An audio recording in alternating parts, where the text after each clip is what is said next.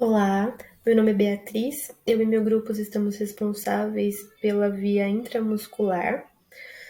O prefixo intra vem de dentro, muscular, músculo, ou seja, injeção dentro do músculo. Vou falar um pouquinho agora das indicações da injeção intramuscular. As medicações intramusculares, elas são muito utilizadas dentro do ambiente hospitalar, normalmente em pronto atendimento, pronto-socorro. O paciente vai queixoso de dor ou de algo de errado que está acontecendo, vai até o médico prescreve a medicação para que a dor se alivie rápido, ou pelo menos que ela amenize de forma rápida. O médico prescreve uma via que é de ação rápida, onde a medicação tem ação rápida. E a intramuscular é conhecido como uma via que é de ação rápida, muito mais rápida, por exemplo, como comparada à via oral. Então, dentro desse ambiente hospitalar, é muito utilizada a via intramuscular. Não só por ação rápida, mas também porque existem algumas medicações que são incompatíveis com o trato digestivo ou com o tecido subcutâneo. Então, elas são apenas compatíveis com o tecido muscular. Então, elas são apenas utilizadas de forma injetável. E quando a injeção intramuscular não é muito indicada? A injeção intramuscular ela não é muito indicada quando ela é feita em casa, porque quando o paciente ele tem algum tipo de tratamento que é para fazer semanal, semestral ou algo do tipo, o paciente ele não tem o domínio sobre os materiais ou sobre o processo de como funciona a aplicação da injeção intramuscular. Então, ele pode contaminar a agulha, ele pode aplicar de forma errada, ele pode atingir algum nervo.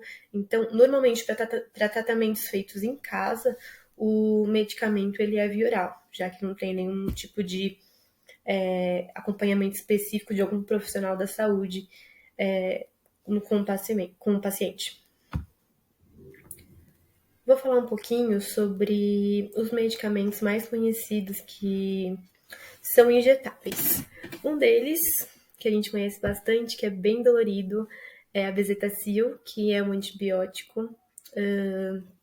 Temos o Voltaren, que é um anti-inflamatório, a dipirona sódica, que é um anti-inflamatório, um antitérmico, o dexametasona, que é o Decadron, que é um corticosteroide. Temos também medicamentos de urgência, que é utilizado no setor de urgência e emergência, norepinefrina, epinefrina, noradrenalina, que são específicos desses setores. Muito conhecido também, muito utilizado, são os anticoncepcionais injetáveis. Eles são um pouquinho diferentes das medicações que eu acabei de mencionar, já que eles são aplicados de forma mensal ou trimestral. O corpo ele não absorve de uma vez, então ele vai absorvendo diariamente porções pequenas do medicamento, dos hormônios, e ao término desses 30 dias ou desses 3 meses é feita uma nova aplicação. É importante lembrar de sempre visualizar o vidrinho, a ampola que a gente está manuseando, porque às vezes ela pode ser de uso apenas uso injetável, né, como intramuscular, ou ela pode ser também de uso endovenoso. Então é importante a gente lembrar para não confundir na hora da aplicação, na hora de preparar a medicação, para não ter algum tipo de sequela no paciente. Bem, agora nós vamos falar dos materiais necessários para fazer a aplicação da nossa injeção intramuscular. Primeiramente, a gente vai precisar da ampola dos medicamentos prescritos pelo médico. Esses aqui, por curiosidade, são medicamentos de emergência, bastante utilizados por socorristas e que se utilizam bastante da injeção intramuscular. Nós também vamos utilizar a luva de procedimentos, que vai evitar que o profissional da saúde entre em contato com o sangue do paciente, mas também vai proteger o paciente de entrar em contato com micro-organismos. Já na parte da seleção das agulhas, a gente vai precisar levar em consideração a viscosidade do medicamento. Se for um medicamento mais oleoso, nós vamos optar pela agulha de calibre 0,8 milímetros. E se for um medicamento mais aquoso, nós poderemos optar pela de 0,7 milímetros. Já falando sobre o comprimento da agulha, isso vai depender do perfil corpóreo do paciente. Se essa agulha tiver que atravessar mais tecido adiposo, nós vamos optar por um comprimento maior de 30 milímetros. Essa agulha aqui do lado, ela vai ser utilizada para aspiração do medicamento. Coloquei ela separadinha aqui, porque jamais vamos utilizar essa agulha para fazer a aplicação da intramuscular. E ela tem 40 por 12. Quando a gente fala da seleção de seringas, a gente vai ver a prescrição do médico. Se for a aplicação, por exemplo, de uma vacina no deltoide, a gente pode utilizar a seringa de até 1 ml. Agora, se for aplicação nos membros inferiores, a gente precisa ver qual que é a prescrição e qual vai ser necessário utilizar. Também coloquei aqui, né, a duplinha de álcool 70 e algodão, que vai ser utilizado tanto para a gente fazer a asepsia das ampolas, quanto para a gente fazer a asepsia do local onde vai ser aplicada a injeção. Também coloquei aqui o blood stop, que a gente vai utilizar no final da aplicação da injeção, e a bandeja para que a gente possa organizar e carregar os nossos materiais. Bom dia, me chamo Vinícius, vou estar aqui falando um pouquinho sobre os locais de aplicação das injeções intramusculares. Para estar falando um pouquinho desse método de administração de medicação, nós devemos enfatizar que para cada músculo no qual nós vamos estar injetando a medicação, tem uma quantidade máxima que poderíamos estar ofertando desta medicação. No caso, no deltoide, nós podemos ofertar apenas até 1 ml para este músculo, e para os músculos do ventroglúteo, dorso glúteo e vasto lateral da coxa, nós podemos estar ofertando até 4. Estamos aqui presentes também neste recinto, meu avô, que vai estar servindo aqui como nossa cobaia para eu estar facilitando um pouquinho a exemplificação da onde estar aplicando as medicações. Bom, agora nós vamos estar falando especificamente sobre a região deltoidiana, ou então mais especificamente do músculo do deltoide, como que nós localizamos ele. Localizamos primeiramente a proeminência óssea do acrômio, aqui em cima, sentimos essa fenda no braço e localizamos a linha axilar do paciente, no caso do meu avô neste momento. Realizamos esse pequeno triângulo imaginário e devemos estar realizando a aplicação da medicação no centro dela. Agora, nós vamos estar falando um pouquinho sobre a região dorso glúteo. Para estar fazendo essa aplicação, nós devemos imaginar duas linhas imaginárias. Uma delas pegando basicamente a linha escapular, realizando um imaginário, né, dentro desta linha, até baixo, né, até a região glútea. E posteriormente vamos pegar a prega, interglútea, e está fazendo uma outra linha imaginária aqui. Neste caso, nós devemos sempre estar realizando a aplicação na região do quadrante superior lateralizado, para que assim não possa correr o risco de acertarmos nenhum nervo ciático do indivíduo. Para estar realizando a aplicação da medicação na região ventroglúteo, primeiramente nós devemos posicionar a mão na região na região da cabeça do fêmur, posteriormente posicionar os dedos na crista ilíaca e na espinha ilíaca. E neste V está realizando a aplicação, pois aqui nós vamos estar realizando a aplicação na região do glúteo menor e glúteo médio. Bom, e para estar realizando a aplicação da medicação na região do anterolateral da coxa, nós devemos primeiramente dividir a coxa em 3 partes e estar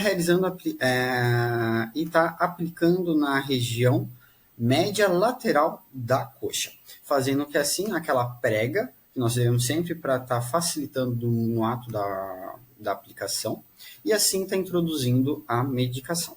Oi, bom dia. Eu vou falar um pouquinho sobre as complicações e algumas coisas que a gente pode fazer para evitar as complicações. Uma má aplicação, ela pode causar dor intensa e endurecimento do local, vermelhidão na pele, diminuição na sensibilidade, inchaço, paralisia e até necrose. A necrose, ela é a morte do tecido, né? Nesse caso, o tecido muscular. A gente nunca deve aplicar em locais que apresentam inflamações, irritações, que estejam inchados, né, demasiados, com lesões, verrugas, cicatrizes, tatuagens, qualquer local que a gente veja que tem alguma coisa de diferente, a gente tem que fugir daquele local e não fazer a aplicação ali. A região ventroglútea, ela é o local mais indicado para fazer a aplicação, porque ali não tem nenhuma contraindicação e ela possui o menor risco. Nessa região, existem poucos vasos e nervos importantes. E também nesse local, o tecido subcutâneo é menor. Então, ali é o melhor local para aplicar. A região anterolateral da coxa, a gente tem que tomar cuidado porque ali passa o nervo femorocutâneo, né? Cutâneo, desculpa. E nesse local, se a gente aplicar muitas vezes, a gente pode acabar causando uma fibrose muscular. Essa fibrose, ela acontece em todos os locais, pode acontecer em todos os locais, porém nessa região é mais fácil de acontecer. Então é por isso que é sempre importante a gente rodiziar o local de aplicação. Aquele paciente que toma muitas vezes IM, a gente tem que prestar sempre atenção onde aplicou e na próxima vez tentar trocar o local, aplicar em outro lugar e ficar trocando. A região do deltoide, ela pode causar contração muscular e necrose muscular devido às lesões no nervo axilar. Então, a gente precisa tomar muito cuidado com esse local também. É um local muito usado para vacina. Essa lesão nervosa, ela pode acontecer de três maneiras, por três mecanismos. Irritação química, por ação tóxica do medicamento. Pode acontecer reação, no caso de vacinas, né? Como a do Covid, que muita gente apresentou um inchaço no local, né? Muita dor, vermelhidão. E com lesão mecânica, ou seja, quando a gente atinge o nervo com a agulha. E a região dorsoglútea. Essa região, ela é a região mais perigosa que tem, porém é uma região que a gente usa muito. Na verdade, eu acho que é uma questão cultural que a gente tem que mudar, né? A gente precisa começar a buscar mais aplicar na região ventroglútea, que é uma região que não dói tanto, que é melhor. Mas a gente acaba usando o dorso glúteo, que é uma região até muitas pessoas falam que é mais fácil, né, aplicar ali. Então, eu vou explicar por que ali é tão arriscado. Nessa região, ela passa o nervo ciático, né, como vocês podem ver, e esse nervo, ele vai até o final da perna ali, até o pé. E então, se você e esse nervo, ele passa muito próximo da onde a gente aplica a injeção. Como vocês podem ver, ele passa mais ou menos nessa região aqui, né? Que é o caso aqui da foto. Ele passa aqui e aqui a gente faz a aplicação no quadrante superior externo. A gente precisa tomar muito cuidado, porque se a gente atinge esse nervo, a gente pode causar, em casos graves, todos os músculos do joelho para baixo, eles ficam paralisados, e isso resulta em um pé dormente e trêmulo. Então, tipo, essa região pode dar muito problema. Então, a gente tem que tomar muito cuidado na aplicação. Além da gente falar sobre a importância de tomar cuidado, de fazer uma aplicação correta, a gente também precisa tomar cuidado com nós mesmos, né?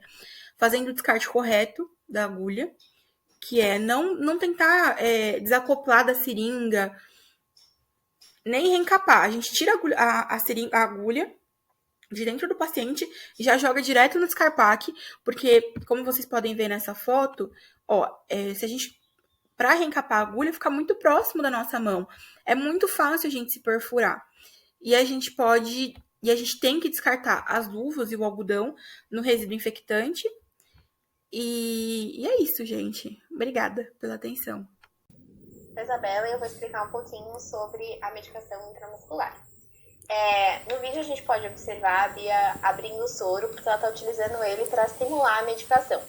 Lembrando que é sempre necessário, antes de abrir qualquer medicação, fazer a antisepsia na embalagem para evitar a entrada de qualquer micro-organismo. Ela abriu a agulha de canhão rosa, que é a 40x12, que ela vai estar utilizando para fazer a aspiração. E ela abriu a agulha do canhão cinza, que é a 30x7, que ela vai estar utilizando para fazer a aplicação. A seringa que ela está utilizando é de 5 ml e ela está fazendo esse movimento com o êmbolo para retirar a pressão e facilitar na hora da aspiração e também da aplicação do medicamento. Agora ela vai fazer a aspiração do medicamento. E pedimos encarecidamente para que a bagunça da bancada não seja levada em consideração neste momento. E nenhum outro também. Ela vai retirar o excesso de medicamento para que atinja a graduação que foi pedida pelo médico. Agora ela vai trocar a agulha para de aplicação.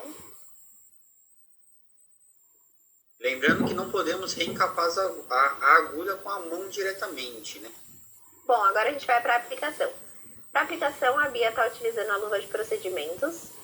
Lembrando que devemos sempre estar higienizando as mãos antes e após o procedimento, utilizando sempre álcool em gel, ou então, se tiver sujidade visível, água e sabão. Bom, agora a gente vai localizar o músculo, que nesse caso foi o ventro lúteo escolhido. Para localizar, a Bia coloca a mão no trocânter maior, que é a cabeça do fêmur, e localiza a espinha ilíaca e a crista ilíaca. Para aplicação, ela faz a antisepsia em movimentos circulares, sempre do ponto onde vai ser aplicado para fora. Devemos fazer um movimento de pinça e aplicar com o bisel da agulha lateralizado, isso por causa das fibras musculares. Lembrando que devemos introduzir a agulha a 90 graus e lembrar de fazer a aspiração para ver se atingimos o músculo.